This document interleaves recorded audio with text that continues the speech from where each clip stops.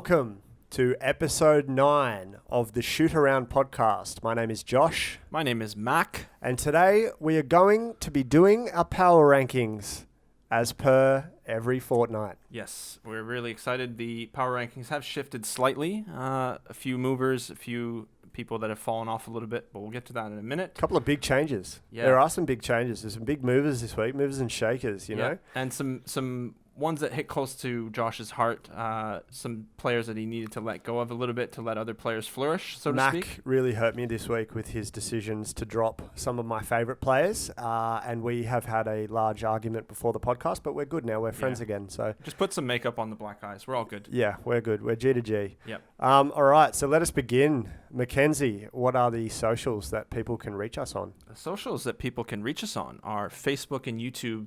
Just look up the Shootaround Podcast. We'll be on there. Like, subscribe, please. Twitter and Instagram at shootaroundpod, and on TikTok at Shootaround NBA Pod.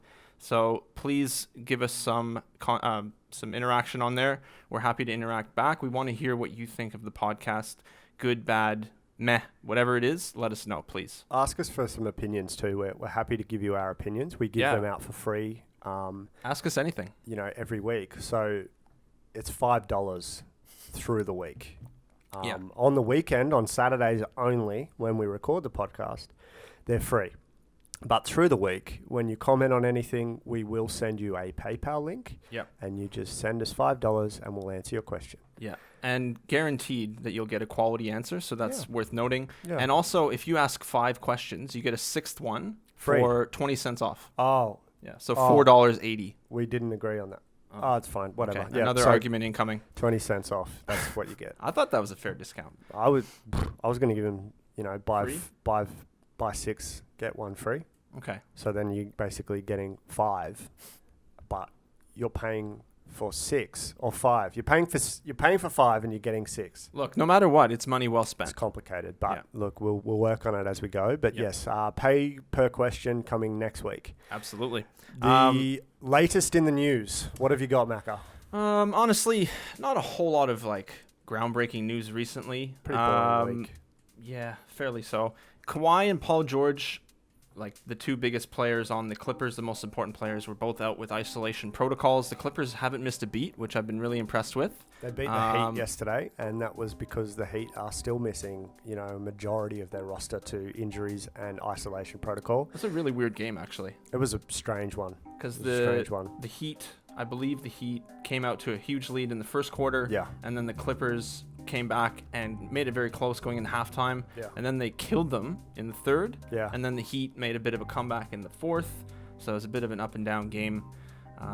But yeah, that was an interesting one, missing Kawhi and Paul George. Hopefully they're back healthy soon enough. The point of what I was going to say is I think we've seen across the league the impact of the isolation protocol on every roster. And it's not just, main guys going down. It's rotational pieces that are essential to the second units, the third units that have gone down, and teams are really suffering because of it. That's right. So, a couple quick thoughts we had through the week and things we saw, observations, etc. Jaylen Brown for the Boston Celtics had a big performance. He scored 33 points in 19 minutes. Huge. Which is factually an NBA record for the most by any player in under 20 minutes played in a game. Sensational. Yep, it was sensational. Jaylen Brown has really showed out this season. I mean, he's picked up in the absence of Tatum for a few games. He deserves to be an all-star without a doubt. 100%. There is something I do want to point out with that fact, so to speak. It's a Mac bomb. It's interesting because technically I don't think that is the record because Klay Thompson scored 37 points in a 12-minute quarter. Yeah. So I don't know where they got that math. I think it's just one of those classic broadcast ploys or, on Twitter, Instagram, wherever they posted the stats saying, look what Jaylen Brown did. Yeah. And then it got all the likes and whatever. But Klay Thompson scored 37 in 12 minutes. Actually, if you look at the video, he scored it in 10 minutes because he didn't score for the first 2 minutes. Yeah, he didn't. So within that 12-minute segment, he scored 37. He was absolutely, absurdly on fire. So I think it's worth noting that Klay Thompson probably has that record, but you can pick in... Well, you just got to look at the whole of the game. I think that's what the record was, but it shouldn't be because it should be, don't take a sample and then, point it at the whole of the game. This is what he did in 19 minutes. Yeah. But it doesn't mean that it's never been done before. Exactly. But yeah, look, it's still huge. It's still, incredibly difficult to do. No I doubt. can't score 33 points in multiple games. Oh, I thought you had the across talent. multiple games, like 400 collectively. games. Yeah. Across 400, 500 games. My highest scoring game, this is a fun fact for everyone, 12 points. Ever. Yeah. In your life. Yep. Okay, mine's 17. So Nice. Was that in Canada? take some notes. Yes, it was. Explains everything. We have more NBA talent, but nonetheless. No, you don't. That Come doesn't on. explain anything. Come on. I just wanted to say, not undermining what Jaylen Brown did. He had a phenomenal game. He was on fire. Yeah. But just keep it honest. ESPN, whoever reported it initially, I don't think what you said was completely honest. Probably Chuck. Maybe. I don't know. I don't think TNT. Chuck's that intelligent. No, you're right. Moving on, Stephen Curry moved to second all-time in three-pointers made in a career. Unreal. So a couple stats behind that. I'm sure this was out there on the social medias or whatever being spread around. So the original holder of number 2 was Reggie Miller, obviously an outstanding, well-known NBA player from the past. Yep. Noted three-point specialist. He needed 1,389 games to make 2,560 total three-pointers. His peak season was in 96-97. He was attempting 6.6 threes per game. Yeah.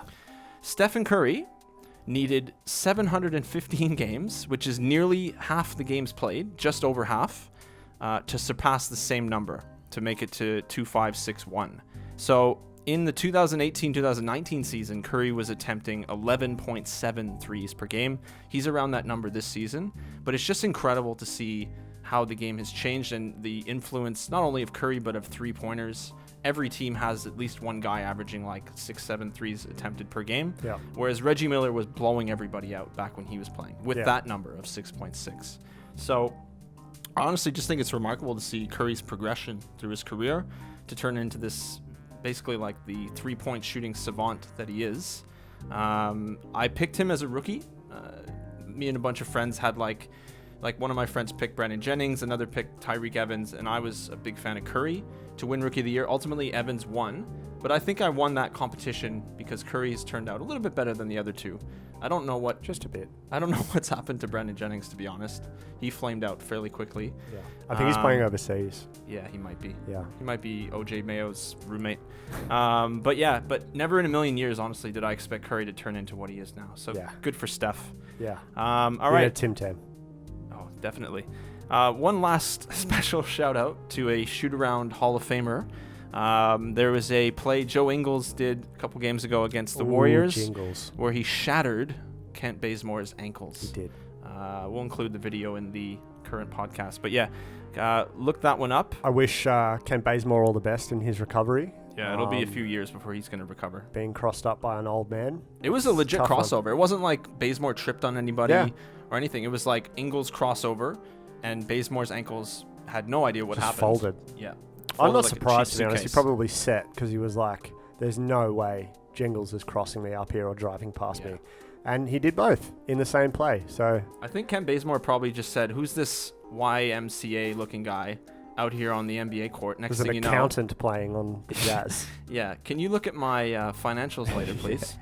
No. So Joe Ingles put him to sleep, or his ankles to sleep anyway. It was a great play. So we're going to move on to our top 5 rankings, power rankings. We're going to start with the rookies. So quick honorable mention to Patrick Williams of the Chicago Bulls. He's been consistently playing well. Yeah, great rookie season. Yeah, he's going to go down as one of the better picks in the draft, and I have said I'm dead wrong on that one. Yeah. He's turned out way better than Same. I expected. He's played way better than I thought he would in his rookie year. Hopefully he continues to progress because he looks good so he far, does look good. And a good fit for that team going forward. Yeah. Also, Desmond Bane and Xavier Tillman on the Memphis Grizzlies. The Grizzlies have had a myriad of injuries, and those two have filled in for those spots really, really well. Yeah. I didn't know of either of them until recently, so good for them. Tillman was projected to be a very high pick, and then he fell back in college. I don't remember what happened. I don't remember the whole story about that. Maybe someone can, add a little bit of knowledge to our podcast down below. But look, Tillman has played well above expectations to this point, so well deserved. Yeah, absolutely. So at number 5, we have Tyrese Maxey from the Philadelphia 76ers. He's continued to play well. Hopefully that 39-point outburst he had in the shorthanded game they had against the Nuggets wasn't an outlier. I do think he has that potential to be potentially a 20-point scorer per game, but it depends on the system and the players he's with. So he's number 5. Number 4, we had Cole Anthony making a nice return onto the list. This is on the back of, he had that game winner, but not only that, he stepped into the starting point guard role with the injuries to the rest of the team. So he's had to shoulder a bit of a burden as a rookie, but stepping in as the lead guard now, he's done really well. He's a stud. He really good. is. He is a real stud. Again, to our point from before, if you have an NBA dad, you're kind of set. Yeah. I don't see how you can go wrong. I want an NBA dad. Yeah. Josh is on record saying he needs an NBA dad. Please adopt. Yeah. Tyrese, if you're listening. So look, Cole Anthony's... I think you're older than Tyrese Halliburton, but we can make it work. Probably am, but that doesn't mean that he can't be my dad. True. I was going to make a very bad joke there, but I'll just leave that to everyone's imaginations. Cole Anthony's been sensational. The game-winning 3 is probably the highlight of his rookie season so far. Absolutely. And he's really, stepped into that leadership role and that predominant ball handler role seamlessly. Not seamlessly. There were a couple of hiccups, but he's coming into his own, and each game that passes, he looks better. So yeah, no doubt. Definitely deserves to go into that number 4 spot, replacing Peyton Pritchard. Yeah. At number 3, we have James Wiseman. He's been arguably the best big. He's not unreal. even arguably. Unquestionably the best big out of this draft.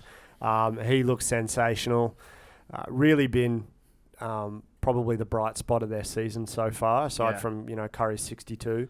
But yeah, Wiggins has been pretty good too, but yeah, agreed. He's sort of balanced out for Kelly Oubre's whatever you want to call it. I'll call it a shortfall. Shortcomings, whatever you want to call it. Yep. He's made up for it. But Wiseman's been one of my favorite rookies to watch. He's been amazing. Yeah. I really like watching him too. He's taken a lot of really high percentage shots, which is something that we said he had to do to perform at this level. So he's done a really good job in that role. At number 2, disappointingly, and with much regret, it's Tyrese Halliburton. Yeah, it's finally the ship has finally sunk in a little bit. I wouldn't say it's sunk. No, I just mean from number 1. The hill has been conquered by Lamelo Ball. I will say, let me just interject here.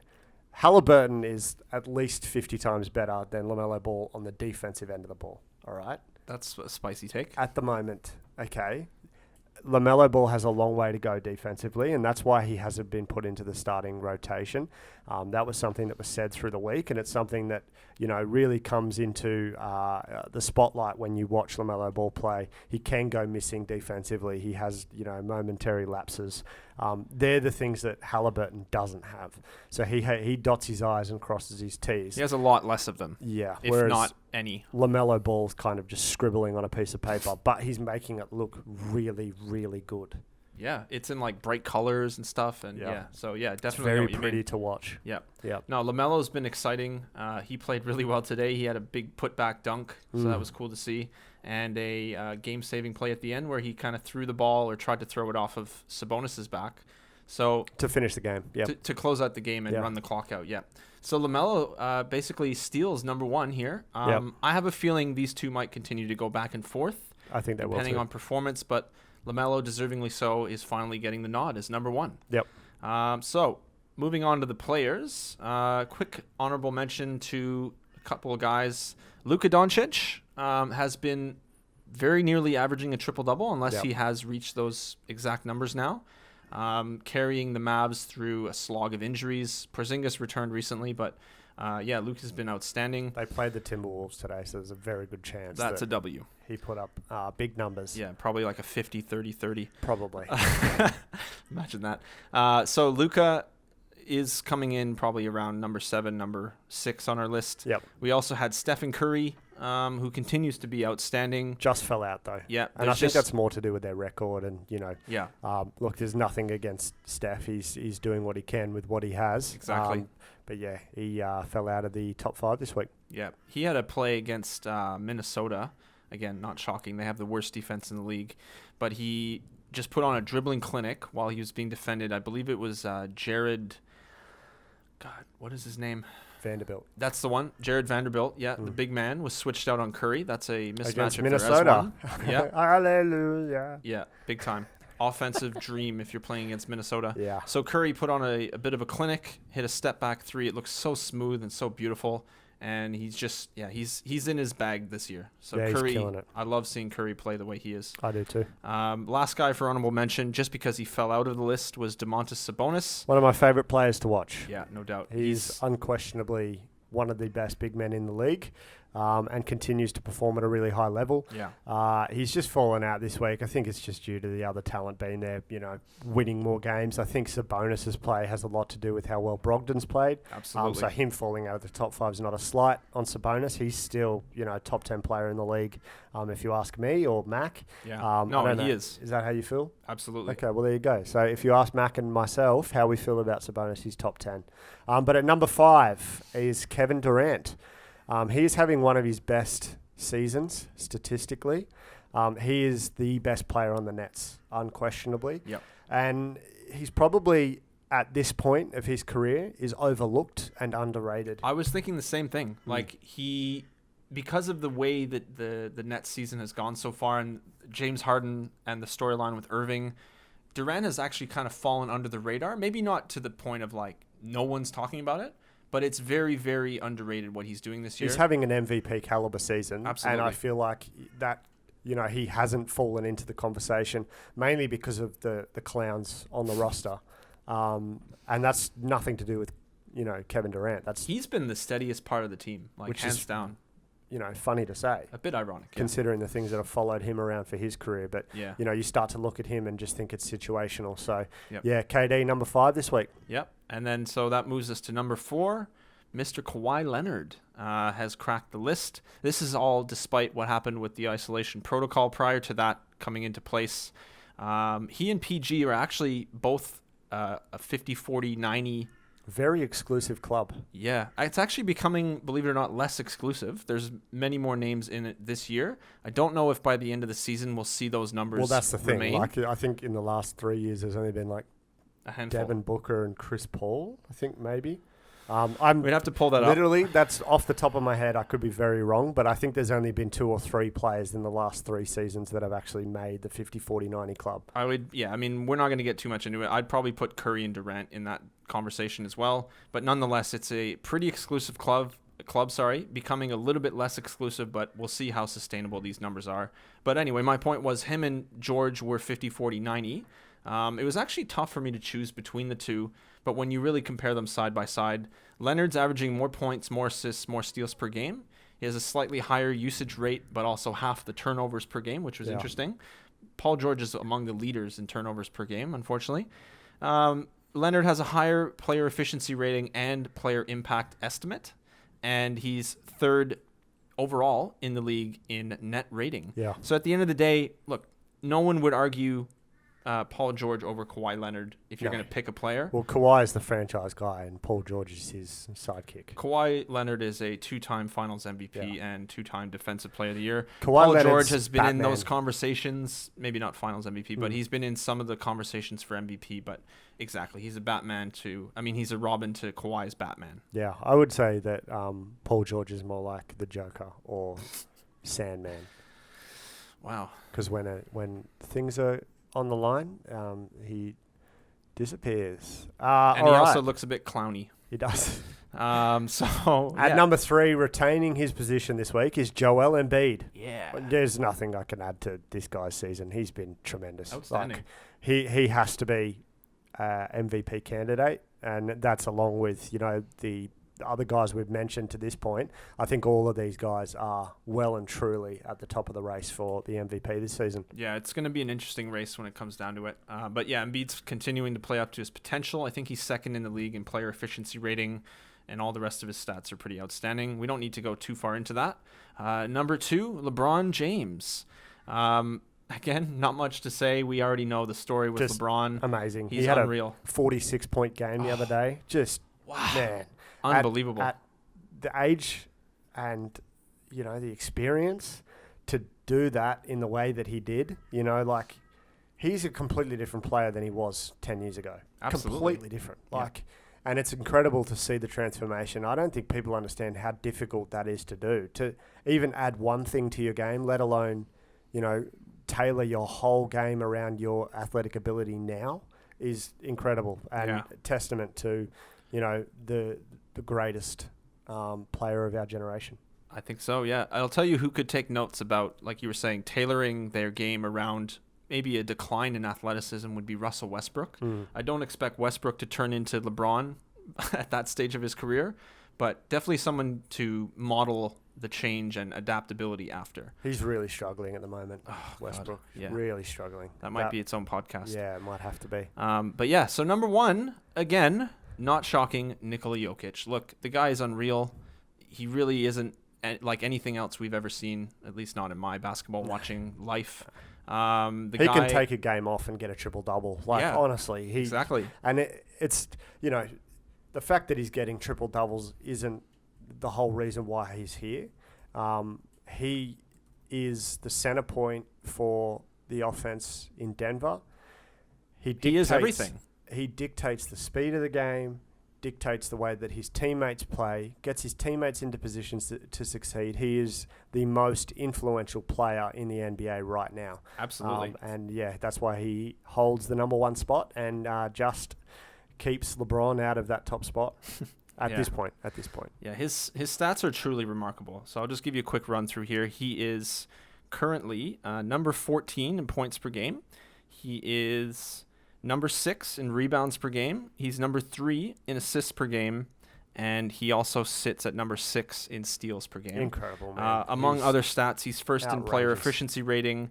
He's among the leaders in true shooting percentage, effective field goal percentage, player impact estimate. Win share. He's incredible. He's off the charts. He really is. And I don't even think statistics do it justice. He really is just amazing to watch. You don't think he's doing anything, and then, the speed of the game changes when he gets the ball in his hands. He brings the ball up the court and he can still manage to blow by a player, even though he has not got elite athleticism. Not even close. Just the way that he changes his dribble and changes the speed of his dribble and even getting people to bite on pump fakes. He has to be one of the best in the league with pump fakes. Yeah. He's incredible. Really I was just going to say as well, what's even more impressive with him is he's not even in the top 20 of usage percentage. Yeah. And he's the focal point of the team, and he has all these other stats going for him.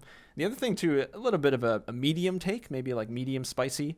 He might be the least athletic player in the NBA. He might be. What do you think? He might be. He might be? Okay. Yeah, he might be. He's definitely up there, and yet he still pulls off everything he does. So shout out to Nikola Jokic, number 1 in our hearts, number 1 on the power rankings. All right, let's move on to teams, Macca. Yeah. The honourable mentions this week. Unfortunately, the Nets have fallen out of the top 5 after a mediocre week where, they had some tough results and a lot of games. I think they had 2 games this week go to overtime, or the last 2 weeks. A lot of scoring, not a lot of defense. I just wanted to say from my perspective, the Nets didn't fall out because they were playing poorly or bad. The other teams just played better than them. But nonetheless, the Nets have a lot of room for improvement. Yeah.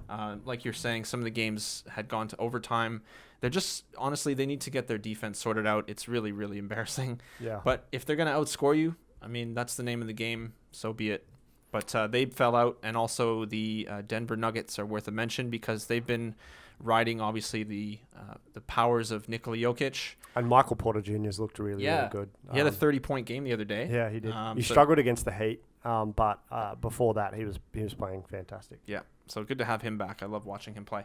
So, number 5, who do we got, Josh? We have the Milwaukee Bucks. Yep. They have the highest point differential in the league, and this goes back to them having a tremendous regular season record, and that continues this season. They've looked really, really good. Yep. They're one of the tougher strength of schedules in the East as well. So for them to be sitting where they are, they're currently number 1 or number 2 in the East. They are number 2 by win-loss percentage. There you go. But their strength of schedule has been a little bit stronger than Philly, who hold the highest win percentage in the East. So we give them some credit for what they've done. But yeah, the Bucks still have room for improvement. overall. But yeah, shout out to the Bucks. So number 4, we had Philadelphia. Now, I give them this slight edge over the Bucks because they have more wins. I believe the Sixers beat the Bucks this season already. Yes. They did play, and the Sixers won that matchup. Yes. Obviously, there will be more matchups down the road. But in that regard, they have an edge. They've just played really well. Joel Embiid has been an MVP caliber player this year, as he should be. And the team looks really cohesive. It looks really good. So you love to see that. So basically, for reference, the Celtics dropped out of our top 5. Oh, yeah. And they were replaced by the Sixers, with the Bucks falling back into the 5th position. Correct. Which was held by the Celtics last week. Yeah. And so moving on to number 3, who retained their spot from last fortnight, it was the Los Angeles Clippers, who haven't necessarily done anything wrong. I feel like the protocols and stuff have affected them maybe moving up. I think they probably would have won all of their games regardless. But they've been firing on virtually all cylinders this season. They're playing really well. I'm not a huge fan of everyone on the roster, but you have to give them credit. They've had some really solid contributions from their younger players. Yeah. I can't think of his name at the moment. The guard? There's Coffee. He's been really good. Okay. Coffee with a Y. Amin Coffee. Yep. And also Terrence Mann is pretty good. Terrence Mann, that's it. Yep. That's it. And Luke Luke Kennard. Those guys have been really, really good. And Luke Kennard is getting better. He is very slowly getting better. That is not who I wanted to look up. Josh is just doing a bit of stalking. Don't mind him. Amir Coffee. Is it Amir? Amir. Oh, pardon me, Amir. Coffee. Really good defensively, great length, and he's shooting the ball pretty well at the moment too. And he's only on a 2-way contract, so look to him to get a permanent deal with NBA team if he comes out of this without a permanent deal with the Clippers, because he's looked really, really good. Yeah, no, he's been excellent. And so have the Clippers. So they've adapted to the isolation protocols really well, and they beat the Heat, who are missing players, but nonetheless an impressive win. Moving on to number 2, a bit controversial, I'm sure, for Laker fans, but the Los Angeles Lakers have lost their top spot to the Utah Jazz. So the Jazz are on a 10-game winning streak, and I probably should double-check today. They're playing, I believe. But they've been killing it. I mean, they've been amazing. Unbelievable. Yeah, really, really good. And this goes to Mike Conley having an outstanding season. Off the back of his worst season in his history since coming into the league, he's rebounded this year and he's looked absolutely tremendous. Yeah.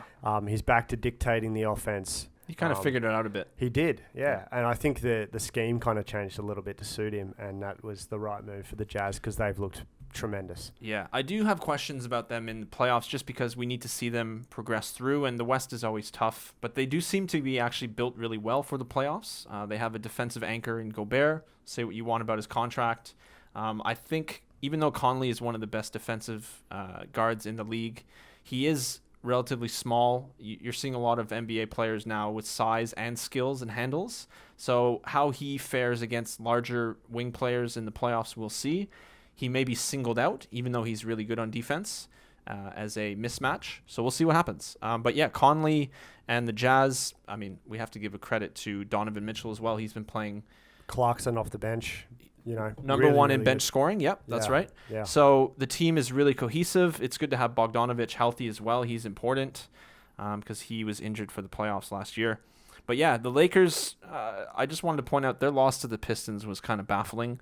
They didn't have Davis. And Blake Griffin, after we shredded him a little bit in our little segment last week, he had a good fourth quarter. He was hitting threes and just playing really good basketball. Yeah. So shout out to Blake. I mean, you love to see it. I don't know if it's going to keep happening. But yeah. I hope it does.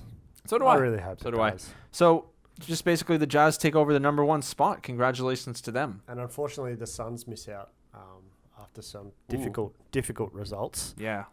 They miss out on our top 5. Yeah, but that is our power rankings for this fortnight. We're going to move on to our Trash of the Week segment. Trash of the Week. Trash. Get that garbage out of here. All right. I have the most trash play I have ever seen in the history of basketball. More than Drummond? Real dog. It was just, no. Look, the Drummond play was trash basketball. I think this play was more, just completely uncalled for. Okay. I have the Jamal Murray punch in the dick. Oh. Yeah. Yeah. That I see what was you mean. Absolutely abhorrent. Yeah, that breaks the bro code, I think. You don't do does. that You to don't do another that. man. There's no place for that in the NBA. I agree. Shouldn't have done it. Should have got a couple of games suspension. You never should attack a man's manhood. Did we see what... who did he punch again? It's a good question. I actually don't know. Well, I guess you'll see that excellent in the video asset. I just remember Jamal checking. Murray, and I was seeing red. I really did not like that play. I thought it was gross, and I thought he should have been suspended, and then he would have missed the Heat game, and we probably would have won. So, yeah, the player he punched was Tim Hardaway Jr., who is a shoot-around favorite.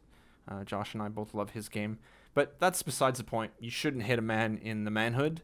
Yeah. That's not cool. And he got off really light, too. $2,500 fine. Yeah. Didn't miss any games. Sorry, $25,000, not $2,500, $25,000. $2,500 would be super light. That would be very light. But, yeah, by, salary comparison, it's a very light fine. Percentage-wise, yeah. Yeah, so...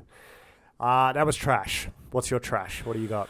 Man, that was pretty trash. I had a pretty funny play, I thought. So Russell Westbrook, who's been struggling all season, he had a play where basically he lost his dribble on a drive, and then he tried to regather himself. It was against the Spurs. I have seen this one. This one's great. And he drove into traffic again and just threw the ball into a space where he shouldn't have thrown the ball. Yeah. It was a turnover, and the Spurs were already up by about 15, 16 points. So, yeah, not a great play. That's awful. I thought it was just like forced basketball. Yeah. It was Russell Westbrook playing way out of control, which we tend to see more often than you'd like. And it was just trash. I mean, they called a timeout after. It was kind of like, what are you doing, bro? They were already down by 16. Yeah. So the fact that he, put the ball on the floor and, dribbled straight into another player is just, I don't know. I don't know what he's doing. It seemed like a frustration move by Westbrook, which that's the thing. Part of his game is playing aggressively and with passion and with force. And sometimes he goes way overboard, and it leads to plays like that. Yeah. So I thought that was pretty trash. It was trash. Yeah. So trash of the week. Westbrook well and deserved. Jamal Murray do not get a Tim Tam. No, they get -1 Tim They get the crumbs from the packet. Yeah. All right. Send them an empty packet of Tim Tams. So, Hot take of the week. Hot take of the week. What do you got, Josh? Nah, you kick off. What do you got? Okay, cool.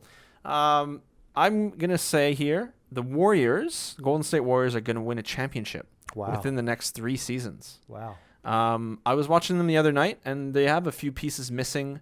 As everyone probably knows, Klay Thompson's been injured now for 2 seasons with unfortunate leg injuries. Once he's back, I can really see them getting back to being a proper threat in the West. Klay Thompson provides so much for that team. Shooting, obviously, one of the greatest shooters of all time, and also being a defensive threat or not being a defensive liability. He can cover up for anything Curry might have on the defensive end. So bringing him back is important to the team and the Splash Brothers. I don't think Curry's going to stop being effective shooting the ball. And from what I've seen with Wiseman, man, the potential is insane. Like, this guy looks like a poor man's Karl Anthony Towns right now. Yeah. Like, he can shoot the ball. He rim rolls, already one of the better players in the league at rim rolling. He protects the basket, and he runs the floor like a deer. Pretty good in mid-range. Yep. He's actually, very well-rounded player. I actually like that take. That's a proper hot take, and I like it. I agree with it. I think they will be too. As long as Klay comes back and looks like himself. He's now missed 2 seasons. That's a big point, actually. That's a real tough thing to do. Yeah. But, yeah, they look good. I think Draymond's career, he really needs a fresh start. I don't think he's going anywhere, but I know what you're saying. I agree with you. I know what you're saying. I think for Draymond's career, I think for Draymond, like as a player, he needs to go somewhere where he can be the leader on the team. I think he kind of falls behind Steph a little bit with the Warriors, but I like that take. I agree. I do think that if everyone comes back and plays the way that they're capable, then Warriors should rebound. I like it. I think they're going to be back on top soon. they'll be challenging the Lakers at the very, very least. I agree. Yeah. And I also just wanted to point out, I think Wiseman might be a future Defensive Player of the Year. So Wow. that's cool. He's unreal. Yeah. His length and his athleticism. Yeah. But that was my hot take of the week. My hot take is that Mike Conley should receive close to a max extension for 2 to 3 years. Whoa. He's currently playing the best basketball of his career. Now, you can argue with me all you want about his Grizzlies days, but as far as, effective winning, he is the NBA leader in plus minus. Okay. And the box score doesn't tell you half of what he's done for the team. So, points per game, not really that high. Assists per game, not his career best. Rebounding, again, not career best. But the way that he's playing on the court, he's in control. He's dictating the offense. Reminds me a lot of, Chris Paul and the way Chris Paul plays. Yeah. Dictating offense, telling players where to play. And that'll be a huge bonus in the playoffs. And I think that the Jazz would be silly letting him walk into free agency. Man, they actually have a tough decision with him because, last season, he wasn't great. Exactly. And at that money, they were kind of like, ooh, can't wait till the contract runs out, presumably. But now he's come back and been really strong this year. I don't know if a max is really what they're going to do, but I get your point. He's worth keeping. He's very valuable to the team. That's a pretty hot take as well. Thanks. So thanks for that one. That's all right. Anytime. All right. It's time to move on. You want to have a bit of fun? To everybody's favorite quiz, the NBA Shootaround Podcast quiz. My favorite quiz. Yeah. It rivals Jeopardy. It rivals all the quiz shows out there. 8 out of 10 cats. Yep. Family Feud. Yeah, Family Feud. That's another personal best. Steve Harvey hosted. All right, let's go. What do you got? You start us off. All right. We'll just do one each. You do one, I do one. Back and forth? Yeah, back and So forth. snake draft? Mix it up. Okay. I don't know if that's snake draft. But anyway. It's all not. right. Number. It's really not. Not even close. All right. Number one. True or false? Larry Bird is the only person in NBA history to win NBA MVP, Coach of the Year, and Executive of the Year in their professional career. Larry Bird. I don't know if he won Coach of the Year. So he used to coach the Pacers. For everyone's reference here, he used to play for the Boston Celtics. Okay, true. It is true. Yeah. You got it. That's an unreal accolade. Yeah, that's to incredible. win all three of those, that's I couldn't unbelievable. remember if he won Coach, but I'm sure I've heard that statistic before. Yeah, we can tell you guessed that one. That's You got a pretty lucky. common one. I did get it. I got very lucky. All right. True or false? James Harden has more career points than Carmelo Anthony. Oof. False. Yeah, you're right. Oof, got it. Yeah, you're right. So Carmelo Anthony is 16th in the all-time scoring list with 26,644 points. And James Harden is 41st with 21,329. So there's actually 25-odd spots between them. Harden's going to fly up that list, surely. Yeah. And you probably see on that list Durant is up there, probably around the top 20. Yeah. Carmelo actually just recently passed Tim Duncan on that list. Yeah. And I think by the end of the year, he could be in the top 10. So Carmelo, sneaky, making his way up the all-time scoring list. All right, number two, true or false? Stephen Curry holds the NBA record for threes made in a game with 13. Damn, you're going to get me on this one too, because I don't know if it's him or Clay. So Curry hit 13 in a game against the Pelicans a few seasons ago. I think it was the year after they lost to the Cavs in the finals. So the first year Durant was with the team. Curry hit 13. He was absolutely on fire. I think it was a game against Portland that holds the record. But I think it was Clay. So I'm going to say false. Damn it. You are correct. It was Yeah. Klay Thompson who has the record. So false, Curry is not the record holder. It was against the Bulls. Oh, there you go. Sorry. And really weird anecdote from that game. Klay was on fire and then he chucked on a headband. I can't remember if he had like some sort of issue with maybe he was bleeding or something. Yeah. But he chucked on a headband. He just kept scoring at will and he hit 14 threes. Yeah. So the funny thing is I expect either of them to surpass that eventually. Yeah. Maybe Curry, one of these games. But yeah, 14 is the record. All right, what's your number two? This actually goes back to one of your points before. So this is interesting to see if you know who this is. Okay. So this week, Reggie Miller dropped to third in all-time made threes. True. So who are the two players above him? So you obviously know one of them. Ray Allen is number 1 right now. Yeah, you're right. Okay. He's got like 2,700 or something. Yeah, something outrageous. Yeah. I remember watching the game where he took over Miller. And Yeah. the Celtics There you crowd go. was on fire. That was good. Yeah. Yeah. So I that thought you one- might get that one. Last week I kind of went with some abstract ones, so I thought They were I'd go tough. a little bit more Oh, that's kind. standard. Look at this guy. I try. Just so kind. Next one's pretty rough. Okay. All right. This is a good one. I like this one here. So, LeBron James, true or false? LeBron James is currently in the top 5 for total points and assists in a career. That's true. That is false. Is it really? Yeah. He is not in the top 5 for assists. What's his sixth? He's 8th. It's He is top. He's number. absolute load of He's number 3 in flaming scoring, pile of. but he's number 8 in assists. I was only looking at those statistics this morning. That's why I was so confident, and I thought he was. But anyway, whatever. I don't care. It's just a stupid game. Whenever You're gonna I have to did beep these, that out. I'm gonna love it. Whenever I do these, I am always like, did Josh look at these stats? Would he be paying attention? And I Yeah. got you with that one. Yeah, you did. You did. You Quick got me. anecdote: Westbrook, would you believe this, is number 14 all time in assists. I do believe that. Yes. That blew my mind. Yeah. Because I believe know that. he's high up in numbers. Yeah. But I didn't expect him to be that high. He's missed a lot of games, and I think earlier in his career he was only averaging like 5 assists or something. Early Can't- stages, can't- but it can't started to recall. grow, and yeah, It did. That's yeah. right. I High mean, usage Yeah. is going to lead to high numbers, so that's fair. Yeah, go ahead. Have you done 3? You've done 3 now. That's 3. Okay. So there are 2 NBA MVPs all time who have never played a finals game. Do you know who they are? Wow. Okay.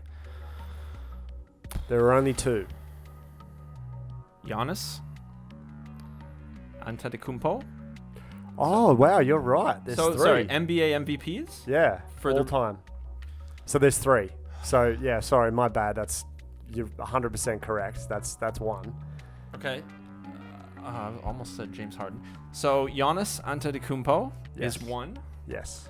Might have just voided your question. You did. No. The No, other you got 2 me. I've completely, completely missed Giannis. caught him off guard. Yeah. The other 2, who would they be? So there's 1 active. Really? Yes. 1 more. That hasn't played in the finals. Yeah. Derrick Rose, Yes. and 1 active and 1 not active. Yes. I don't know if I'm going to get the other one. So I got 2. Yeah, you got 2. So that counts. So you technically got the question right. Sweet. Who's the other person? Just curious. Steve Nash Oh, Nashi. never played in a finals game. I should know that one. That's a crazy statistic considering the numbers that man put up in his career. Interesting statistic about Steve Nash. Okay. With 118 career playoff games under his belt, no one in NBA history has played more playoff games without reaching the NBA Finals. So that's tough. Wow. That's real tough. That's for Steve actually a Nash. hard stat to listen to. Yeah. Because he deserved it to make the 100%. finals. Similar to Chris Paul, that sort of thing. Yeah. It's too bad. 2-time MVP. That's a real rough one. Yeah. All right. What do you got? All right. Another fun fact for us all here. Did you know that more number 1 overall draft picks have been born in Melbourne, Australia, than any other city in the world? That's crazy. Isn't 2. it? 3. 3. Name them. Bogut. Yep. Irving. Yep. And Ben Simmons. Yeah. That's nuts. I'm man. happy that you got Irving. Yeah, wow. Because Simmons and Bogut are obviously Australian, but Yeah. No, Yeah. I knew Kyrie was born in Melbourne. But yeah, that's crazy. I don't know if Melbourne would claim the nuts Kyrie Irving, but nonetheless. I mean, they're all a bit bonkers. True. But True. yeah. That's Born in very Australia, true. that's going to happen. And sorry, one more fact for us here. Okay. Did Fun fact, Mac. Did you know Caitlyn Jenner Yeah. was selected in the 1977 NBA draft I did not know in the that. 7th round? Wow. Back when she was known as Bruce Jenner, when he was a world-class athlete for the United States. Bruce Jenner was selected in the 1977 NBA draft insane. I in didn't the know 7th round. That's crazy. I looked into it a little bit. Really no logic behind it, honestly. Just picked for his athleticism. I think it was something to do with it might have been like a hometown pick or something like that. Yeah, it was like a publicity thing because at the time he was one of the greatest athletes in the world, at least in America. He was very famous. So, yeah, Bruce Jenner almost came into your living rooms as a superstar basketball player. Thank goodness he didn't. He would not be very good. Bruce Jenner almost came into your living room. Good times. Wow. That is something else. Thank you for those fun facts, Mac. You're welcome. Fun Fact Mac is back. Yeah. All right. I think that'll do us this week. Have you got anything important? We're good. Okay, we're good. Thank you guys for tuning in this week. We really appreciate your support. If you haven't already, please like this video, subscribe to our various platforms. And tell your friends, please. Yeah, please tell your friends to come and listen to Two Idiots Talk About Basketball. Yep. This was going to be called the Idiot Savant Podcast. Yeah. But we missed that opportunity. It was already taken. Yeah, Fallout 4 had a copyright on it or something.